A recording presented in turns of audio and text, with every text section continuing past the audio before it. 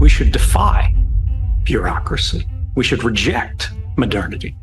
Embrace tradition, and you'll save the world. And they want to silence it. And that is dangerous. That's the point of no return. We lose that, there's no coming back. When you're in positions of privileged access, like a systems administrator for these sort of intelligence community agencies, you're exposed to a lot more information on a broader scale than the average employee. And because of that, you see things that may be disturbing, but over the course of a normal person's career, you'd only see one or two of these instances. When you see everything, you see them on a more frequent basis. And you recognize that some of these things are actually abuses. And when you talk to people about them, in a place like this where this is the normal state of business, people tend not to take them very seriously and move on from them. But over time, that awareness of wrongdoing sort of builds up, and you feel compelled to talk about it. And the more you talk about it, the more you're ignored, the more you're told it's not a problem. Until eventually you realize that these things need to be determined by the public, not by somebody who was simply hired by the government. The NSA and the broader intelligence community are focused on one thing: gathering intel by any means necessary, no matter the cost to privacy or law. NSA and the intelligence community in general is focused on getting intelligence wherever it can, by any means possible, that it believes on the grounds of sort of a self-certification that they serve the national interest. Originally, we saw that focus very narrowly tailored as foreign intelligence gathered overseas. Now, increasingly, we see that it's happening domestically. And to do that, the NSA specifically targets the communications of everyone. It ingests them by default. It collects them in its system, and it filters them, and it analyzes them, and it measures them, and it stores them for periods of time, simply because that's the easiest, most efficient, and most valuable way to achieve these ends. So while they may be intending to target someone associated with a foreign government or someone that they suspect, they're collecting your communications to do so. Your personal information is being sold on the dark web. Spammers, scammers, companies, and identity thieves are targeting you. And the worst part? These criminals face zero consequences for what they're doing to you. The reality is, your personal information is out there, exposed and vulnerable. It's on you to protect yourself. That's why we trust and personally use Aura, today's sponsor. Aura does all the heavy lifting to keep you safe online. They take action against these data brokers and companies who are selling your personal information, going after them directly and submitting opt-out requests on your behalf. You don't have to lift a finger. Aura handles it. But that's not all. Here's where it gets even more serious. Aura doesn't just stop there. They continuously monitor the dark web for any trace of your personal data. If they find your information floating around in places it shouldn't be, Aura will alert you immediately. They'll let you know fast if anyone is trying to use that data to access your credit accounts or even drain bank accounts. And if the worst happens to you, Aura has you covered. They offer up to $5 million in identity theft insurance to help you recover if someone gets a hold of your information and tries to do real damage. Don't wait until it's too late. Head over to our link, aura.com/anonymous, to try Aura free for 14 days. That's plenty of time for Aura to find out if any of your personal data is exposed and start protecting you from these threats.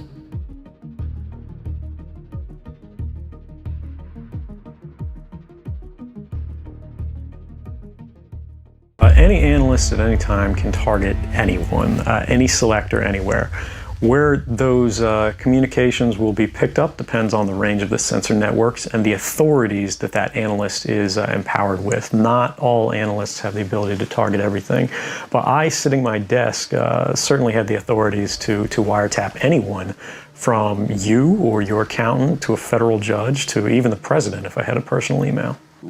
What the Pegasus Project exposed is a dark industry where the only product is infection. Tools to hack, spy, and control, not to protect or secure. This is everywhere. This is an industry that should not exist. We're seeing what the NSO group, which is sort of the most famous of these guys, is up to. But the NSO group is only one company of many. And if one company smells this bad, what's happening with all the others? I mean, when I look at this, what the Pegasus Project has revealed is a sector where their only product are infection vectors, right? They don't, they're not security products. They're not providing any kind of protection, any kind of prophylactic. They don't make vaccines. The only thing they sell is the virus. I think it's actually worse. When I said they're a spy in your pocket, it's the potential, it's the capability, it's the fact that, these things are talking to the mobile phone network and tracking your locations. You've got, Facebook spying on you. But these are largely commercial programs for commercial purposes. What we see now are people creating an industry to hack those phones and go beyond the level of spying that already previously would have existed. And now they're actually taking control of that phone fully and turning it against the people who bought and paid for it, but no longer truly own it. And the thing is, these phones are clones. When we're talking about something like an iPhone, they're all running the same software around the world. So if they find a way to hack one iPhone, they've found a way to hack all of them. And they are doing that, and they are selling that. That is a knowing, intentional, willful attack on critical infrastructure that every one of us rely on. It doesn't matter what flag you live under, it doesn't matter what language you speak, we all have skin in this game. Edward Snowden saw that the government wasn't just breaking the law, it was quietly violating the rights of every American, turning mass surveillance into policy. But I saw something wrong, and I saw basically the government was violating the law and what I believe to be the Constitution of the United States and more broadly human rights for everyone in the United States and around the world. There were domestic surveillance programs, there were mass surveillance programs that worked internationally.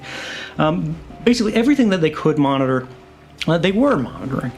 And this is actually, like, people go, well, isn't that obvious? Isn't that what they're supposed to do? And this is weird, but the answer actually is no.